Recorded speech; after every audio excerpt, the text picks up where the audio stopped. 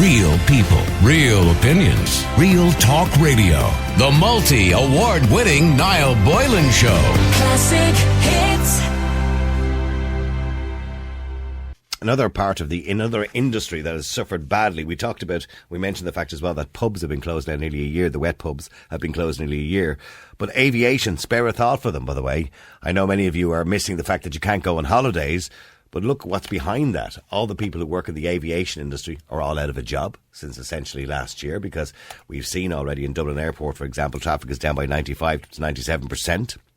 Not only aviation, by the way, when you look at the jobs that are supported by the aviation industry, and they contribute 17 billion annually to our national GDP. So you got to look at all the different parts or sectors that are affected by that. When they all get back up and running again, of course, you've got the restaurants, the hotels, the bars, the tourism in general, the bus drivers that bring people to and from all these tourist hotspots. They're all affected by the fact that we don't fly people in and out of the country anymore. And of course, now, we've got more legislation for mandatory quarantining, which is going to make it more difficult for people to come to Ireland.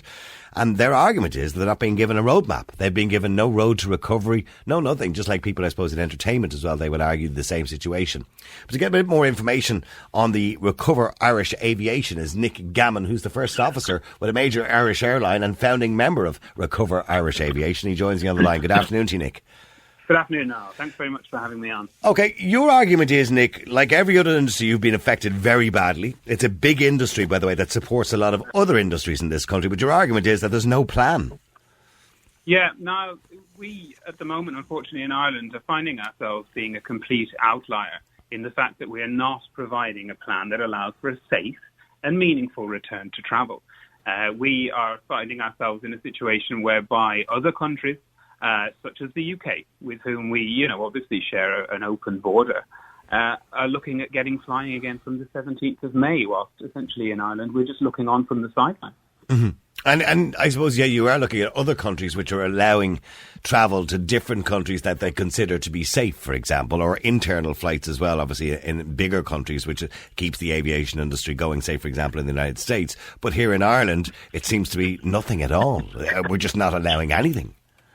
Yeah, it's absolutely devastating. As you mentioned earlier on, 95 to 90% decline in traffic. We are an island nation, so it's remarkable that we're seeing the biggest decline in Europe. And what we feel at Recover Irish Aviation is that at the heart, essentially Ireland is at the heart of Europe. And we should be at the forefront of this, looking for ways in which we can meaningfully reconnect with the rest of Europe and the world as a whole. See, when you say a plan, like, the government can't turn around tomorrow and say, listen, Nick and all your guys, you're back in work again, as from next Friday, fly in and out, off you go. You can't do that because there's a lot of things to think about when it comes to this, about organising, about booking the flights, setting up these holiday destinations, and then you've got the planes, physically the planes themselves. Now, you're a first officer, and this is something that I've been thinking about during the week when I saw your original petition, by the way, which, by the way, can I point out I signed? When I saw your petition online, the planes that are on the ground currently at the moment all over the world, these planes that are sitting there idle like your car would when you go on holidays and you come back and it doesn't start properly.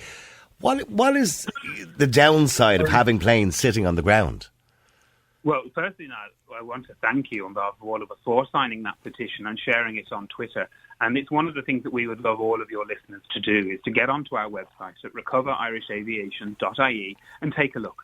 Because no matter what your stance is on this, and I know that you recently took a poll out there, Niall, where 88% of people were in favour of restrictions easing. Whether you're of that camp or of another camp, our petition is going to speak to you. It's very, very broad, and it's absolutely looking for a safe and meaningful return to travel. However, to answer the other question you asked there about airplanes on the ground, airplanes, pilots, crew, we're all cogs in a very big machine. And that machine has essentially been switched off for the last 12 months. And what a lot of people might not realise is that it takes a serious amount of effort to get airplanes flying again, to get crews flying again. For example, as a pilot, we need to do 3 takeoff or landings in a 90-day period.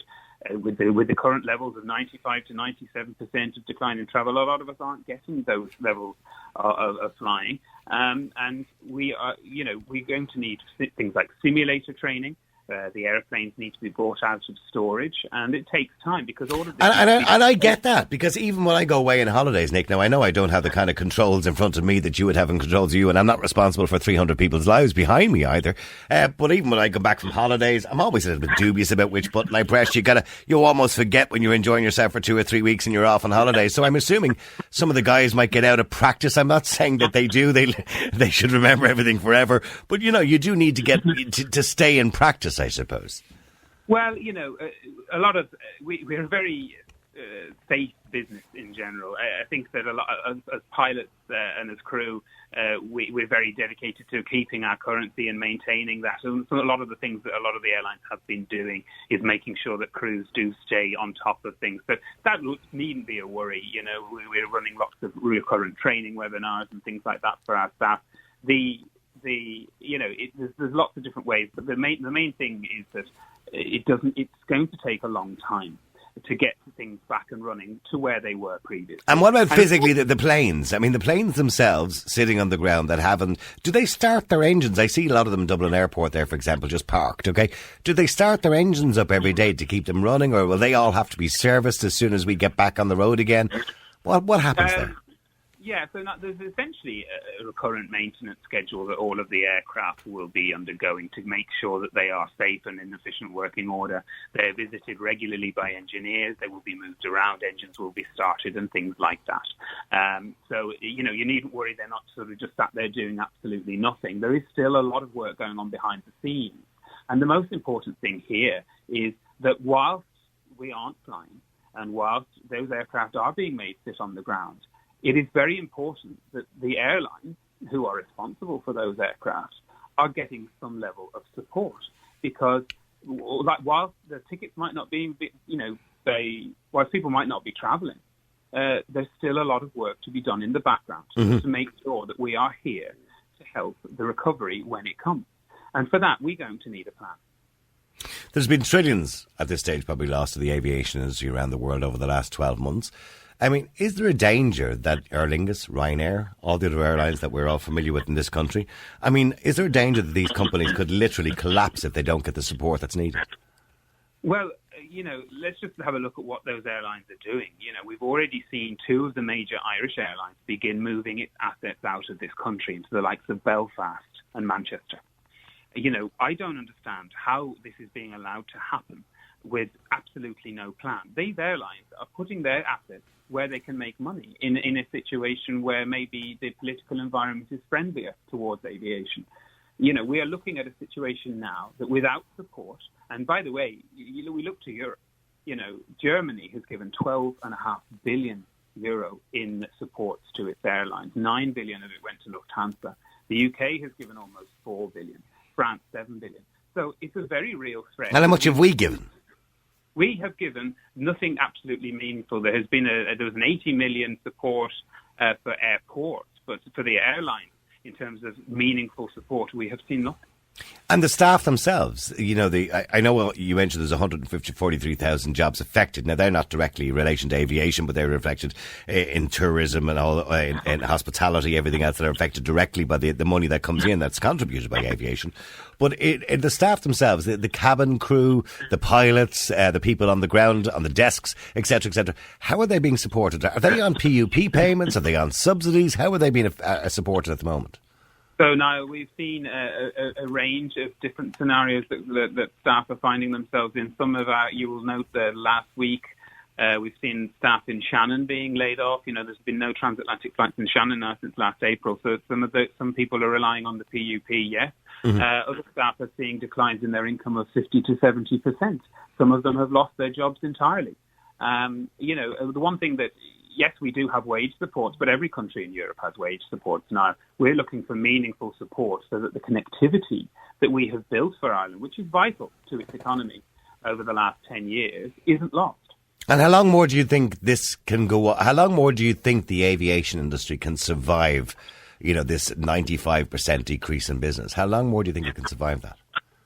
Well, it's very, I'm not sort of one of the airline management who would know the answer to this question definitely, but what I will say is, how long do we realistically think that we can shut down an industry like this? We lost last summer We're already now in a position this year where we're looking at potentially losing another summer, whilst other airlines in Europe are being allowed to start up and plan and make money off bookings that are coming in as a result of that plan.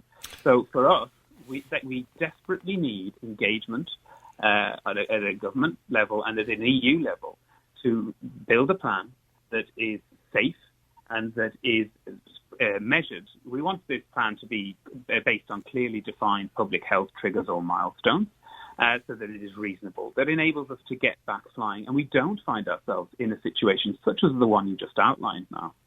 In relation to Stephen Donnelly's latest quarantining, this is the mandatory hotel quarantine from certain countries, and obviously asking people to quarantine for 2 weeks no matter what country you happen to be coming from. This obviously will discourage people from coming in or going out of Ireland at the moment. Do you think do you think it's acceptable at this stage to bring in that legislation? You know, we at Recover Irish Aviation, we're supportive of all public health measures as long as they are reasonable. And the one behind mandatory hotel quarantine is a little confusing to me in the sense that we have an open border and ports with another jurisdiction, which is wide open, and we have 30,000 vehicle movements across that border a day. In addition to that, we're already testing all of our passengers arriving into the state. They have to arrive with a negative COVID-19 test. If somebody arrives without that, then perhaps something along those lines, could be seen as a solution. My question about it is this is a temporary solution to a temporary problem.